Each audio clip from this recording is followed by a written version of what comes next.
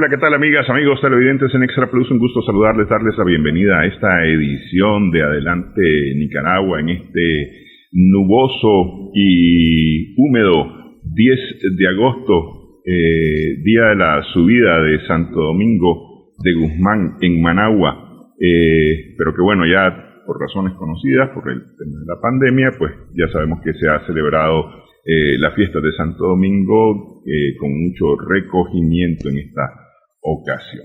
Pero eso no impide que nosotros aquí en Adelante Nicaragua sí estemos listos y estemos dispuestos a la conversación también con los dispuestos Cairo Amador Arrieta y Humberto Áviles Bermúdez, a quienes saludamos. Saludos, Cairo, Humberto. Adiós rogando y con el mazo dando en el día de Santo Domingo, tan tradicional asueto de Managua, pero bueno, aquí estamos nosotros al pie del Adelante Nicaragua. Así es, Cairo. Se durmió, Cairo.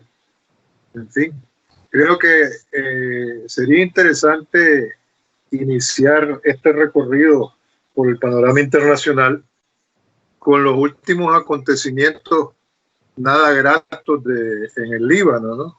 Parece que no le quedó otra alternativa al gobierno del presidente Aouan y del primer ministro Diab que presentar en bloque su dimisión, sobre todo con el nivel de presión y masificación de la protesta a posteriori de la devastadora explosión, y dicho sea de paso, devastadora e inexplicable hasta el momento.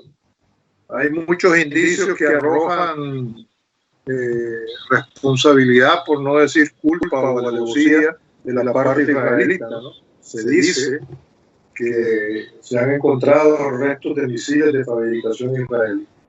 Y lo digo deliberadamente en ese tono ambiguo porque hasta el momento no hay informe, tengo entendido yo, no sé si ustedes manejan otra información al respecto. No hay ningún informe de parte alguna que pueda corroborar o de alguna manera dejar sin duda quién o qué es la causa de tan devastadora tragedia, ¿no?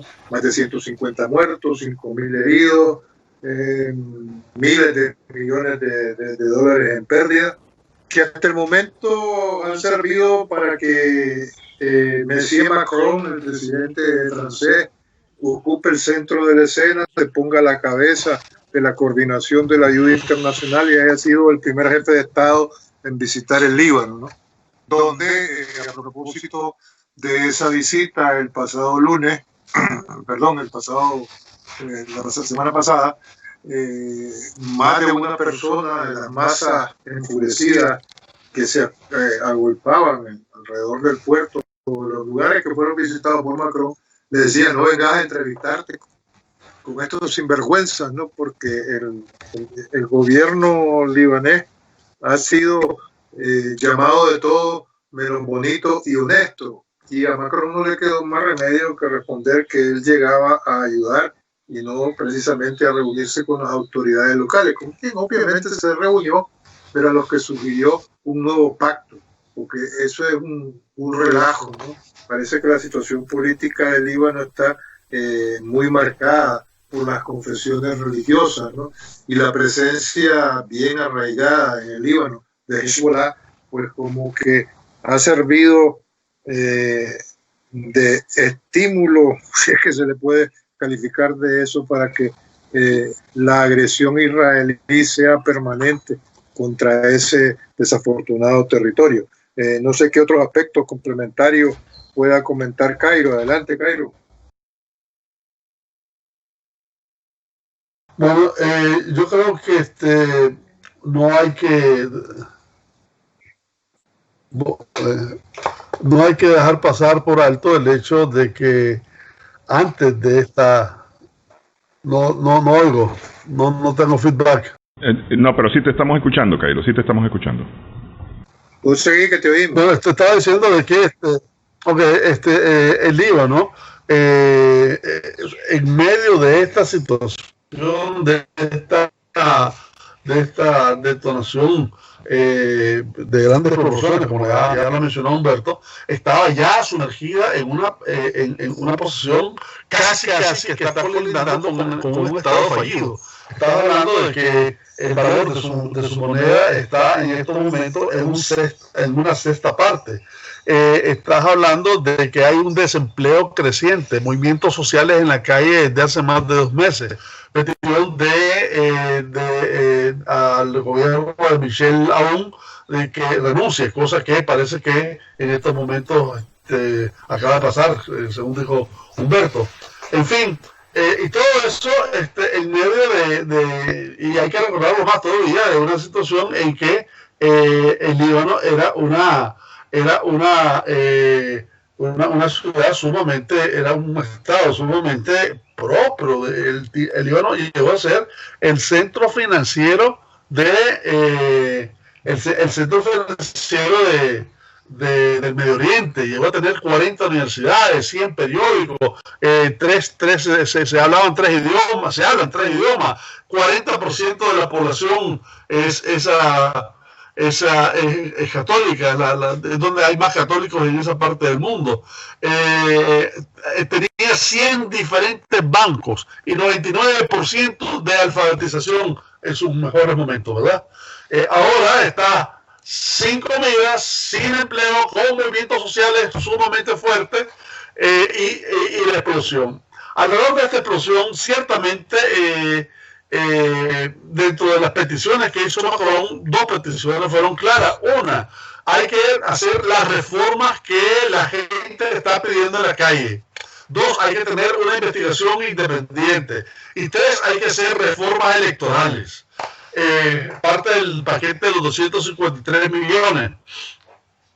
Pero en la parte de la investigación, por una razón que todavía no se comprende mucho, Michel Aoun negó la investigación, pero negó la investigación agregando 2 elementos que son totalmente contradictorios. Dice, o bien puede ser una negligencia, o bien puede ser un misil. Pues de eso se trata, de saber qué fue lo que fue exactamente, ¿no? De manera que la situación ahorita le tenés que agregar además el coronavirus, que se está expandiendo enormemente. El sistema de salud ya estaba colapsado incluso desde antes, de forma que te encontrás una población que además es una población muy dispersa. Ahí hay chiitas, sunitas, hay drusos, hay cristianos, etcétera, ¿no? E incluso te encontrás en estos momentos, a esta altura de la civilización, un sistema podrá existir en otro lado, y de hecho es tradición árabe, que se llama el sistema kafala. El sistema kafala provee a los ciudadanos con la posibilidad de tener empleados domésticos de otros lados. Pero una vez que ese empleo doméstico está en Líbano, está sujeto a cualquier vejamen de todo tipo, desde salarial hasta personal, etcétera. Y la cantidad de suicidios que se dan dentro de esa gente es enorme. Es más, la población alrededor de este sistema de kafala es más de 250.000 de personas. Y eso agrega mucha más sal a esta situación tan estrepitosa. Ahora bien, decía que si bien los israelitas, dentro de las conjeturas, es una de las partes que podría ser más señalada, también es Arabia Saudita, porque Arabia Saudita unos están hablando de que esta es el pago que Arabia Saudita está haciendo por el ataque de drones que sufrió por parte de Irán en su territorio, en las refinerías, hace como 3 o 4 meses, y que en ese sentido poner la situación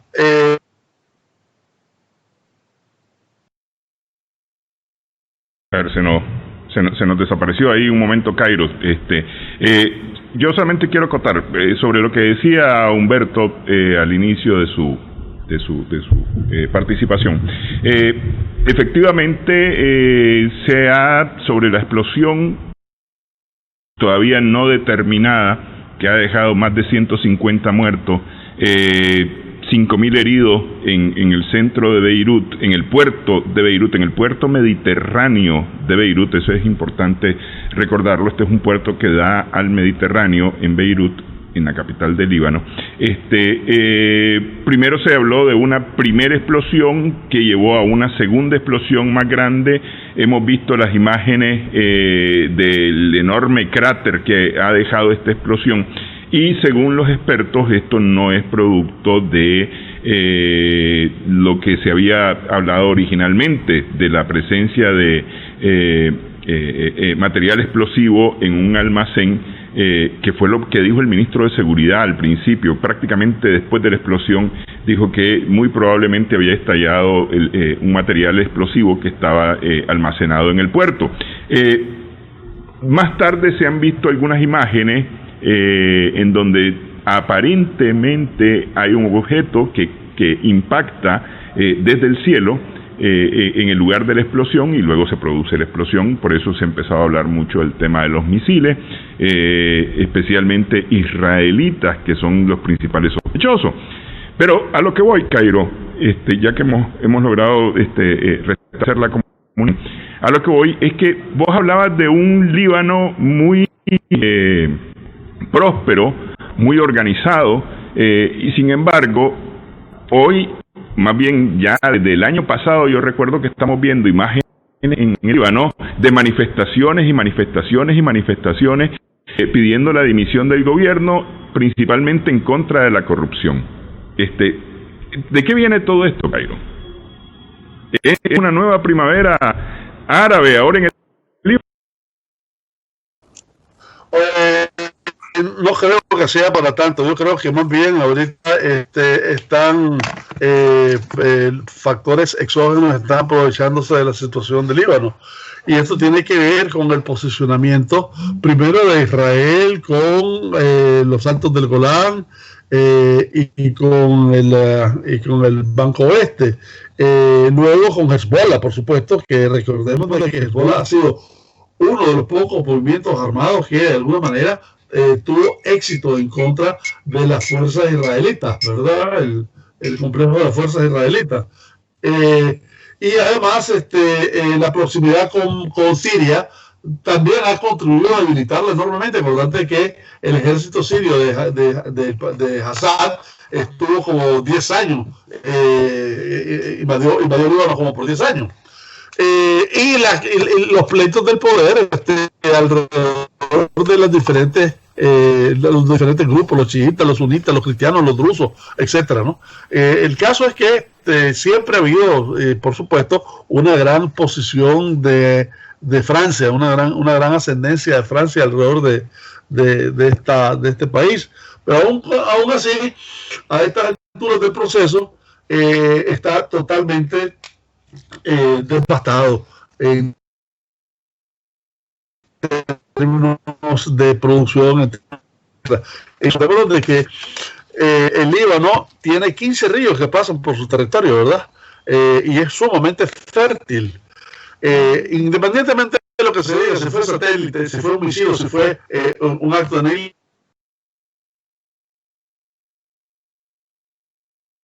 Se nos perdió otra vez, Cairo. Sí. Portuarias que han pasado, todas las autoridades portuarias que han estado en Líbano durante ese tiempo le han escrito a los presidentes de que vendan, de que regalen por último ese material que es sumamente peligroso. Ahora, recordemos tres cosas. Han habido otros incendios y otras bombas. En la torre del Centro de Comercio de Bruselas, en el Congo, las bodegas donde estaban las medicinas para curar el Hezbollah, el ébola. El ébola y el COVID-19, en un mercado de los Emiratos Árabes, un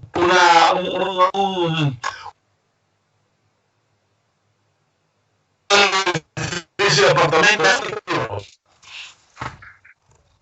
Sí, no, efectivamente, hubo mucha actividad incendiaria esta semana que acaba de terminar, ¿no? O esta terminó la semana pasada, como menciona Cairo. ¿Querías decir algo, Humberto? Sí, que la confirmación de la dimisión en pleno del gobierno libanés, que ya se ha ratificado, se da en un país donde la libra libanesa tiene el 80% de devaluación, el 45% de la población del Líbano está rayando ya en los límites de la pobreza, y por si fuera poco, los más de 160 muertos y casi 6.000 heridos provocados por la devastadora explosión del 4 de agosto, los disturbios, las protestas de la gente el fin de semana, particularmente el sábado, dejaron más de 700 heridos, puesto que la policía, además de balas de goma, gases lacrimógenos, utilizó fuego real, es decir, balas verdaderas para dispersar la multitud, que se tomó el Ministerio de Relaciones Exteriores, que lo proclamaron como sede de la revolución, y paradójicamente, tristemente paradójico, resulta que también se tomaron el Ministerio de Energía, y al tomarlo encontraron un edificio prácticamente vacío con todas las luces encendidas y los aires acondicionados. Un reflejo del nivel de corrupción gubernamental en un país donde ni siquiera las autoridades administrativas o de gobierno han sido capaces de organizar la recogida de la basura. Ese es el panorama devastador del Líbano en estos momentos. ¿Qué va a pasar? Pues, bueno, a ver, voy a dejar la pregunta para después de una pausa, justamente en base a esto que dice Humberto, que plantea Humberto. ¿Qué sucede ahora con qué implica cambios en el Líbano para esa región, de la cual en el programa anterior estuvimos conversando con Cairo justamente de la desestabilización del Medio Oriente? El Líbano estaba relativamente estable, pues, es decir, algunas manifestaciones y demás, pero estaba relativamente estable. ¿Qué va a pasar después de todo esto en Líbano? Regresamos en breve en Adelante Nicaragua.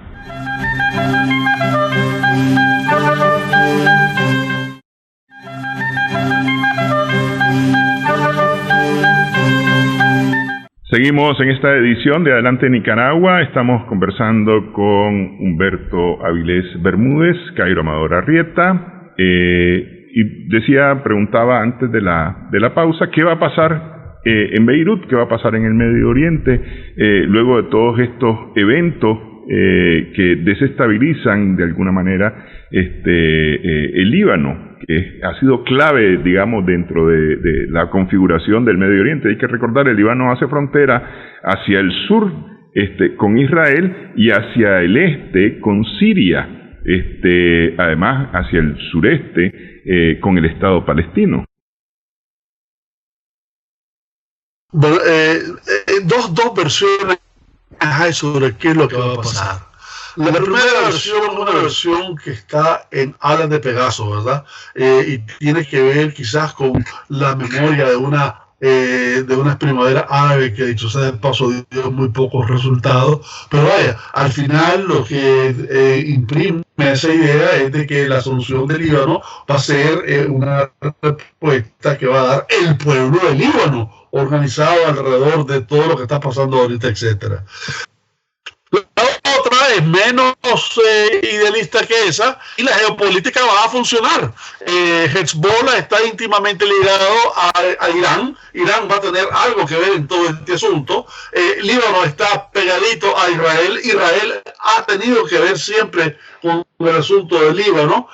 Siria estuvo muchos años ocupando el Líbano, también Assad va a tener algo que ver con el asunto, y incluso el general Isi de Egipto, por no mencionar también a los Emiratos Árabes y fundamentalmente a la Arabia Saudita, que tiene un doble rol por esos lados. Primero, porque uno de los grandes proveedores de préstamos que se le ha dado al Líbano, y segundo, porque la geopolítica actual, Arabia Saudita tiene una posición sumamente controvertida, en el sentido de que, habiendo sido un baluarte de los palestinos, por decirte algo, y los árabes en general, ahora está casi aliada con Israel en contra de Irán, que también está metido en el asunto del Líbano. De manera que la segunda opción, que es una opción de una mezcla geopolítica alrededor de este país, me parece que va a terminar siendo desafortunadamente la que va a marcar la pauta. Ok, eso para el Líbano. ¿Y todo esto cómo va a impactar en el Medio Oriente, en toda esta situación del Medio Oriente? Va a crispar por los nervios por todos lados, ¿verdad? Esto no es una situación que viene a calmar absolutamente nada. Al contrario, lo que es fíjate que la Liga Árabe no se ha pronunciado. Llegó Macron, hizo una reunión Macron con países donantes, etcétera, etcétera, y a estas alturas la famosa Liga Árabe no se ha pronunciado, de manera que hasta es de prever que la situación del Líbano de alguna manera contribuye a poner un poco de mayor tensión a esa región del mundo.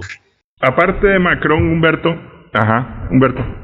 Habida cuenta de la dimisión ya confirmada del gobierno libanés, que complica más el panorama, hay que tener en consideración que precisamente convocados por Macron hubo ayer domingo una teleconferencia de países donantes, ¿no?, para el Líbano, ayuda de emergencia, que se lograron reunir a fecha de ayer 252.7 millones de euros, ¿no?, donde Francia, por ser la primera, aporta 30 millones, Inglaterra 22, Alemania 10, en fin. Pero con respecto a tu inquietud, a tu pregunta, Néstor, lo que cabe mencionar es que en la teleconferencia de ayer participaron, fue una videoconferencia que duró 2 horas y media, entre otros participó Pedro Sánchez del gobierno español. El gobierno francés celebró la participación, fíjense bien, de Donald Trump, que como se ve está tratando de recuperar, si es que es posible a estas alturas, a buenas horas, mangas verdes, dirían por ahí, su posición en el tablero político regional, que como sabemos que Washington se había desentendido del Líbano, ¿no?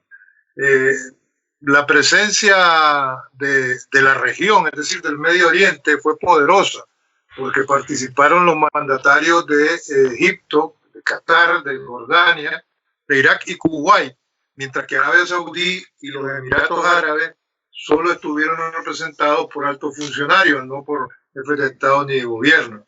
Macron dijo que Israel, aunque no participó, fíjense bien, qué curioso, manifestó su entrecomillado deseo de enviar ayuda. Tampoco estuvieron en la videoconferencia Turquía, que según explicaciones de Macron no pudo unirse, pero que va a aportar una ayuda. Tampoco estuvo Rusia, pero Macron afirmó que confía en que se unirá al esfuerzo. Por el contrario, Irán, que como se sabe es un gran aliado de la milicia Hezbollah, no manifestó su voluntad de participar, ¿no? En la videoconferencia de ayer, tanto Macron como Trump insistieron en la necesidad de una investigación transparente, imparcial, creíble e independiente. Son textualmente las palabras que utilizó el presidente francés y que constituye una cuestión de confianza. Por su parte, Trump exhortó al gobierno libanés a realizar una investigación completa y transparente, para la cual Estados Unidos está dispuesto a ayudar. Dice que se necesita de inmediato ayuda para una investigación imparcial. Pero bueno, a esta altura todos se dirigían a un gobierno libanés cuyo último día de funciones o de ejercicio fue ayer, ¿no? Ya se confirma la dimisión del gobierno que presidía Hassan Diab, que dicho sea de paso ya ha certificado lo que hemos venido comentando en un discurso a toda la nación, donde anunció la dimisión del gobierno en pleno, de los 30 ministros que lo integraban. Por eso digo, el futuro está sumamente condicionado, en primer lugar, a la ayuda que se pueda recabar en estas circunstancias para salir de lo más hondo de la crisis que se ha precipitado con la explosión del 4 de agosto, y los intereses que a partir de esta videoconferencia de donantes a la que nos referíamos anteriormente puedan irse identificando más allá de lo que hemos comentado hasta ahora. Ok, esta investigación seria, imparcial, transparente, ¿a quién va a señalar? Es decir, vamos a convertirnos nosotros en esos serios, transparentes, imparciales por parte de Occidente, por parte de Francia y de Estados Unidos, investigadores. ¿A quién va a señalar? Es decir, definitivamente y muy probablemente va a liberar de cualquier responsabilidad a Israel. Es lo más probable. Y me parece que los rusos van a ser los principales señalados. Bueno, o Irán. Sí. Tal y como están las cosas, eso podrían ser las cabezas de turcos, si se me permite la expresión, sí que ellos... Arabia Saudita. Pero vos crees que en esa investigación transparente, independiente, se va a señalar a Arabia Saudita teniendo la gran oportunidad de señalar a los rusos? No, pero sí, lo primero que hay que dilucidar qué gobierno es el que se va a formar después de la dimisión del gobierno libanés hoy, ¿no? Uh-huh. Porque tendrá que decir algo para la constitución de la comisión investigadora, con independencia de qué parte la integren, ¿no? Y de los niveles de transparencia que pueda alcanzar. Pero bueno, todo está por verse en un país tan desafortunado en los últimos días como el Líbano, ¿no? Uh-huh. ¿Cairo? No, estoy totalmente de acuerdo, salvo de que, insisto, de que independientemente del desarrollo de los donantes, etcétera, etcétera, esto va a obedecer a un posicionamiento de una correlación de fuerza en el Medio Oriente, y esto va a responder a la actual geopolítica que hice alusión anteriormente. Ok, bueno, hacemos pausa entonces en esta edición de Adelante Nicaragua. Aquí en este lado del planeta, Bolivia, en donde por tercera vez se retrasaron las elecciones que estaban previstas para inicios estaban previstas el año pasado, que hay que recordar que por el mandato de la OEA, de un informe muy cuestionado, se anularon esas elecciones. Se le dio un golpe de estado al presidente Evo Morales, se creó un gobierno de facto, justamente con la oposición al gobierno del presidente Morales, y este gobierno por tercera vez ha retrasado las elecciones, o ha pedido un tercer retraso de las elecciones para llevarlas a octubre de este año en vez de septiembre, que era la segunda fecha que estaba prevista. Ha habido un diálogo en torno a esto, un diálogo que fracasó este fin de semana. Regresamos y hablamos sobre este tema en breve.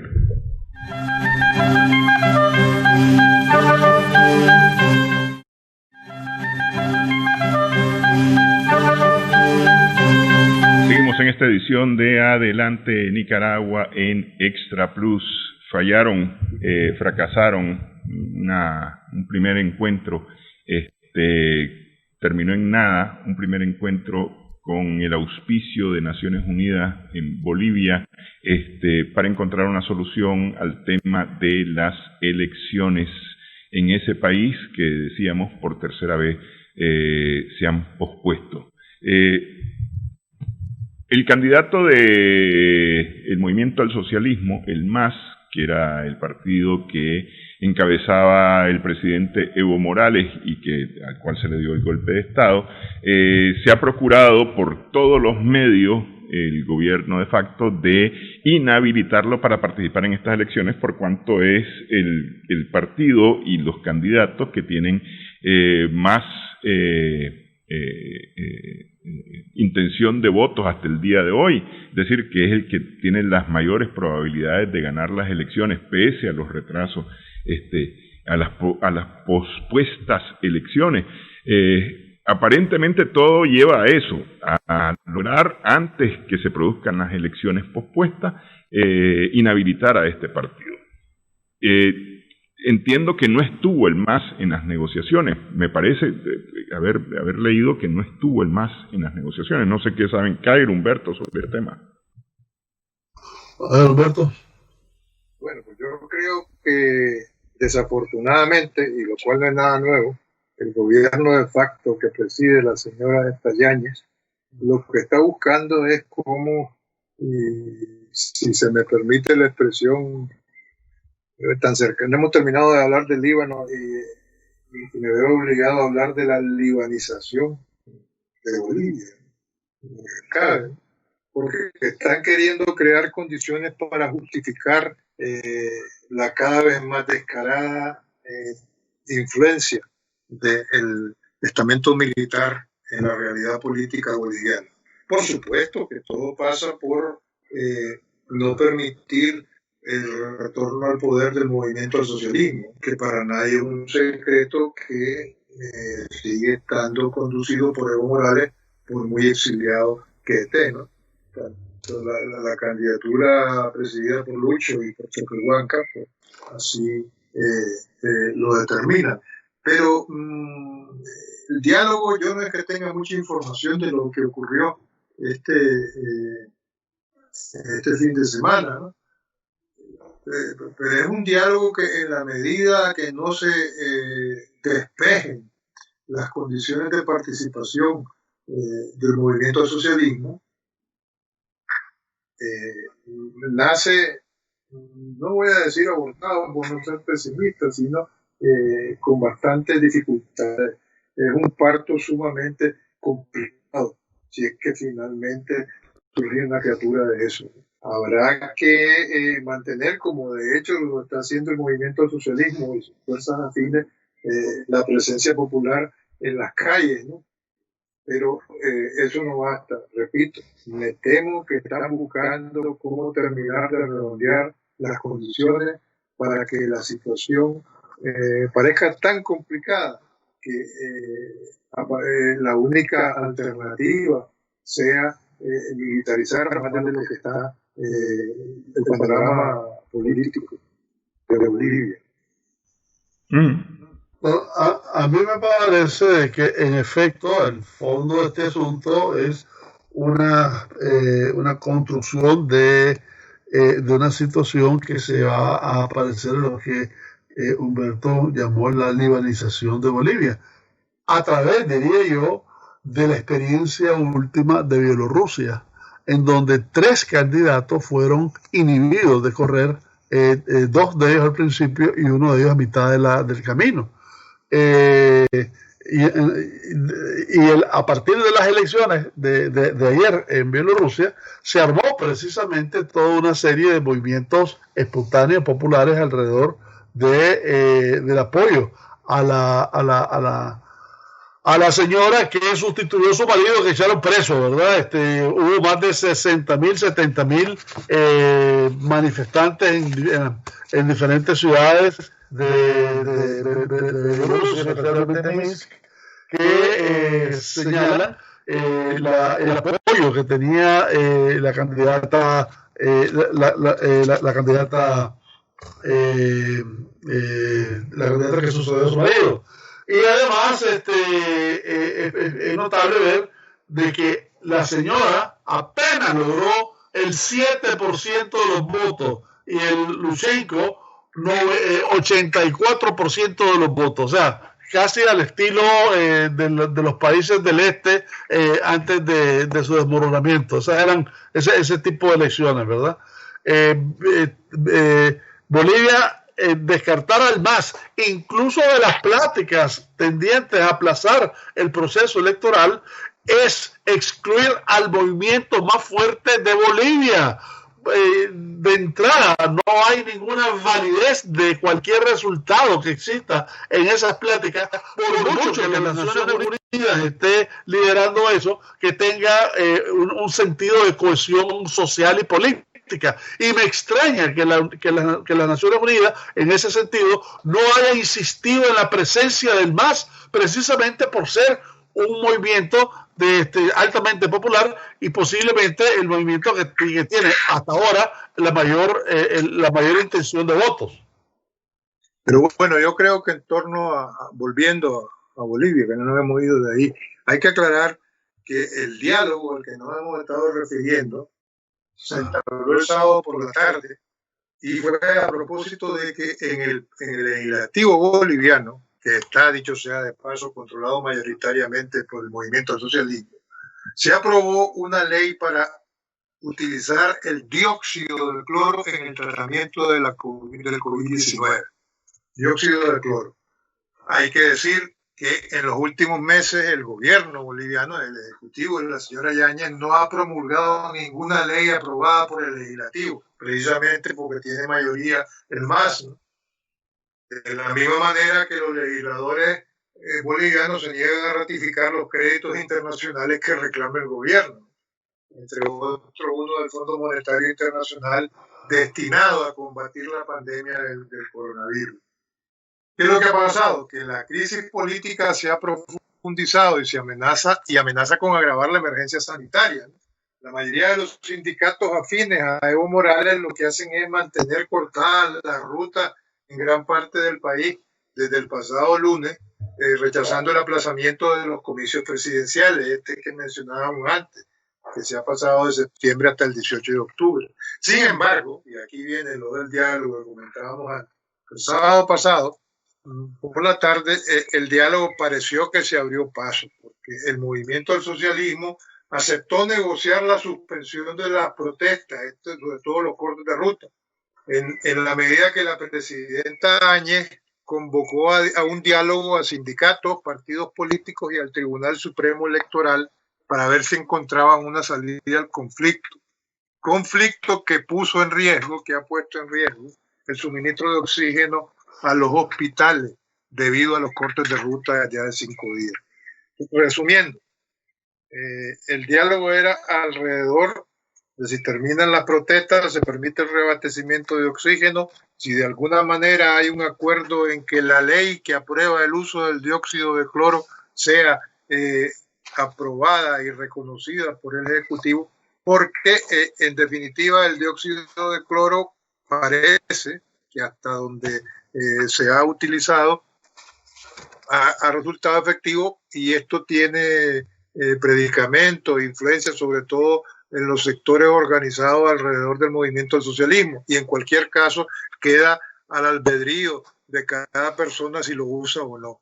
¿Qué pasa? Que tanto el gobierno norteamericano como la Organización Mundial de la Salud han dicho que no está, la Organización Panamericana de la Salud, la filial de la Mundial, y la Administración de Alimentos y Medicamentos norteamericana no han aconsejado que se use el dióxido de cloro porque dice que falta evidencia científica de que sea favorable o resulte positivo en el tratamiento de COVID, ¿no? Entonces, ahí está la negociación, no sabemos si hubo humo blanco en ese diálogo del sábado. Sí, se abrió un diálogo, pero en torno a posibilidad de aprobar la utilización del dióxido de cloro en la medida que se suspendan las protestas y se pueda reabastecer de oxígeno con las diferentes partes de Bolivia, si se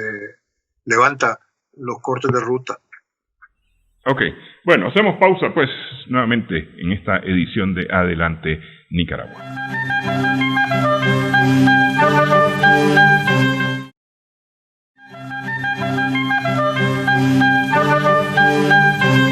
Seguimos en esta edición de Adelante Nicaragua. Conversamos con Cairo Bermúdez.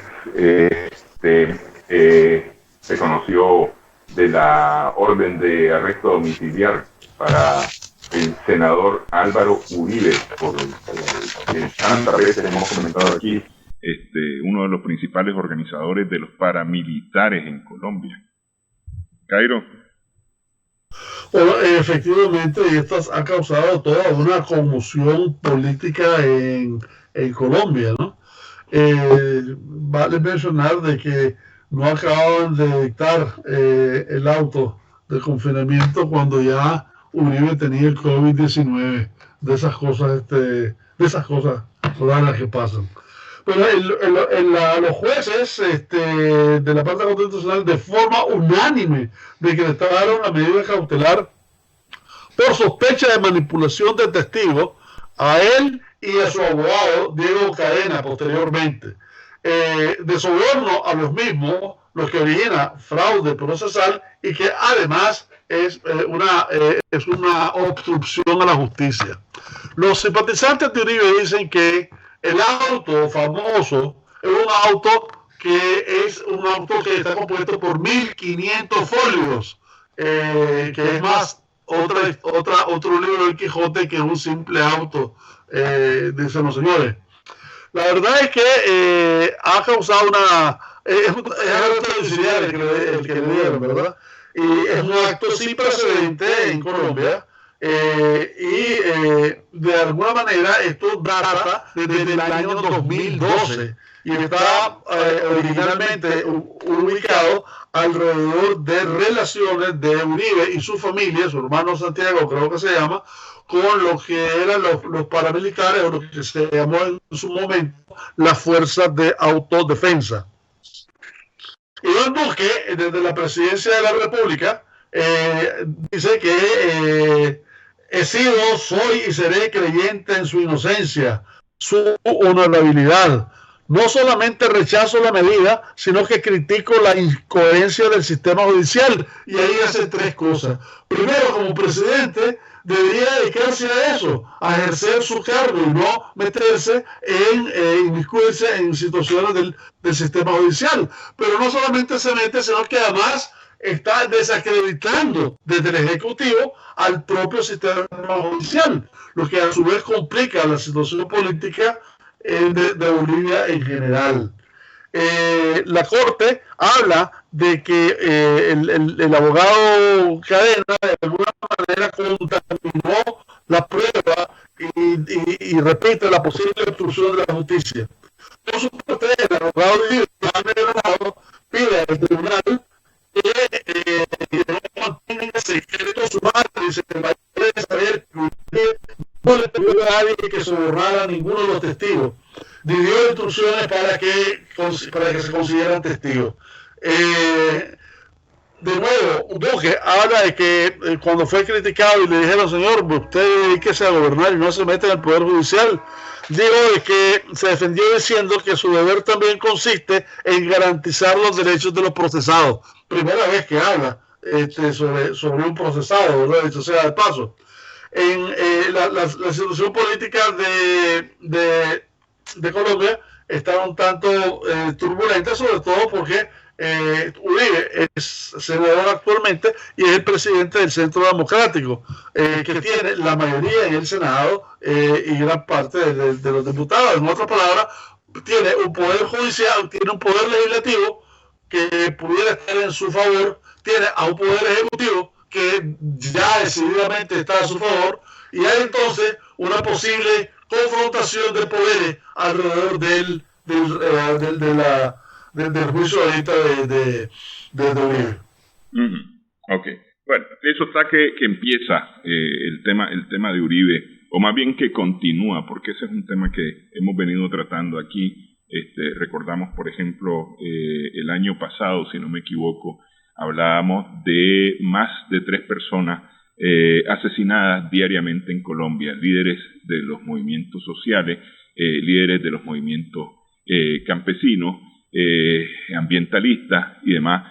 Todos los días más de 3 personas fueron asesinadas en Colombia, ya fuera por los militares o por los paramilitares en Colombia. Nicaragua, rápidamente. Bueno, mira, mucho se ha hablado de Nicaragua y es importante resaltar de que en estos momentos alrededor de los organismos multilaterales y en los diferentes países, etcétera, como una respuesta a toda una serie de discursos demagógicos y fuera de tono de la oposición nacional que ha insistido en que aquí no hay ningún tipo de visión política ni económica ni nada y que vamos rumbo al despeñadero y agregando una crisis a otra, etcétera. Es bueno saber qué es lo que piensa. Disculpame la interrupción.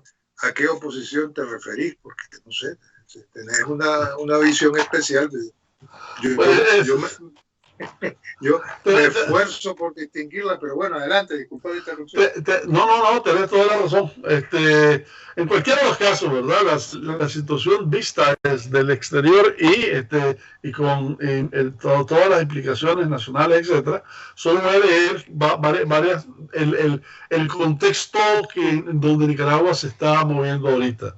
Se acaban de aprobar 43 millones del BID para el asunto del COVID-19. Se acaban de aprobar 20.5 billones por parte de la OPEP para efectos de la red eléctrica, sobre todo en el Atlántico. Se reforzó un préstamo de como por $440,500 del BESI, que ya ha dado más de 15 o 20 millones de dólares para otros efectos. Igualmente alrededor del interconectado eléctrico. Las remesas no han bajado, como se ha mencionado en muchas ocasiones. El Banco Mundial, y lo dijimos la semana pasada, habla de la transparencia de Nicaragua en el manejo de su deuda. Ya todo eso son respuestas concretas a cargos que le han hecho al gobierno. CEPAL, en la semana pasada, habla de que en Centroamérica, a pesar de todas las inconveniencias del COVID, de la ralentización del comercio mundial, etcétera, etcétera, hablando de Centroamérica, habla de que El Salvador, que es uno de las economías más fuertes, bajó 23.6% en sus exportaciones y demás. Y Nicaragua subió 14% en el mismo periodo. De hecho, Nicaragua va punteando en Centroamérica en el monto de sus exportaciones. Rusia, Rusia facilitará la vacuna para producirla en los laboratorios Menshikov en Nicaragua. Fortress Energy habla de que su planta de gas de 300 megawatts comenzó ya a construirse o va a comenzar a construirse en septiembre de 2020. El informe último que hubo de transmisión eléctrica habla de un 97.81% de cobertura nacional. El BID reconoce a Nicaragua entre los 4 países que invierten más en infraestructura. El BID reconoce a Nicaragua como el 5º lugar en las mejores carreteras de América Latina. Y el primero en Centroamérica. Entre otras cosas, a propósito de las exportaciones crecieron 2.4 en volumen y 10.9 en precio. La carne creció 18%, el azúcar 29.1% en valor y 7% en volumen. Y en medio de todas esas cosas se cancela el proyecto del ferry entre Costa Rica y El Salvador, que era básicamente con la idea de saltarse a Nicaragua. No se va a hacer ese ferry por los altos costos y toda una serie de cuestiones técnicas alrededor de eso. Pero bueno, la situación entonces alrededor de los organismos multilaterales, del posicionamiento de Nicaragua en términos de infraestructura, de la transmisión de energía eléctrica, etcétera, habla de una labor ardua con objetivos concretos ya alcanzados y con una visión fundamentalmente de nación alrededor de todas estas situaciones, ¿verdad? Humberto. Bueno, no hay muy poco que agregar, ¿no? Vuelvo a un dicho que no me gusta repetir por la frecuencia que alguien lo utilizaba, pero bueno, no hay de otra, ¿no? Obras son amores y no buenas razones. Ahí hay resultados concretos. No es que se echen campanas al vuelo, pero allí hay una labor de hormiga, si se quiere, pero clarísima, ¿no? Para explicar qué es lo que ocurre en nuestro país. Y rápidamente, si nos queda un par de minutos, aludir al último trumpiazo, ¿no? Que ha decidido por sí y ante sí saltarse al Congreso y ha emitido un par de órdenes ejecutivas autoasignándose facultades en materia de política fiscal y asignación presupuestaria. Como se acabaron las medidas que había tomado de urgencia para enfrentar el coronavirus y sus derivados de la pandemia a finales del mes de julio, él decidió aprobar una serie de medidas de política fiscal, paquetes fiscales, entre otros, suspender el cobro de impuestos a quienes tengan ingresos inferiores a $100,000 anuales, y eso lo ha ofrecido mantenerlo si gana las elecciones. Es un intento desesperado, electoralmente hablando, por recuperar el terreno que cada vez más siente cómo va perdiendo con respecto a... Eso es mi último comentario. Ok, propongo, para que producción tome nota, hablar acerca de las relaciones de Europa con el este y con el oeste en el próximo programa, que me parece que ese es un tema muy interesante del cual poco se ha tocado, ¿no? Cómo está Europa en ese tema de las relaciones. Y a propósito de eso, ahí hay que analizar el papel que juega Bielorrusia en esas relaciones entre Europa y concretamente el continente asiático. Sí, justamente. Bueno, lo dejo como ya para tema de agenda de nuestro próximo encuentro el lunes, dentro de una semana. Gracias, Cairo. Gracias, Humberto, por su tiempo este 10 de agosto. No fueron a Santo Dominguear, ninguno de los dos. No los veo con vestidos de Santo Domingo. Pero bueno, en fin, muchas gracias a los dos. Gracias también a nuestras amigas, amigos televidentes por su sintonía en esta edición de Adelante Nicaragua. Esperamos que el programa haya sido de provecho para usted.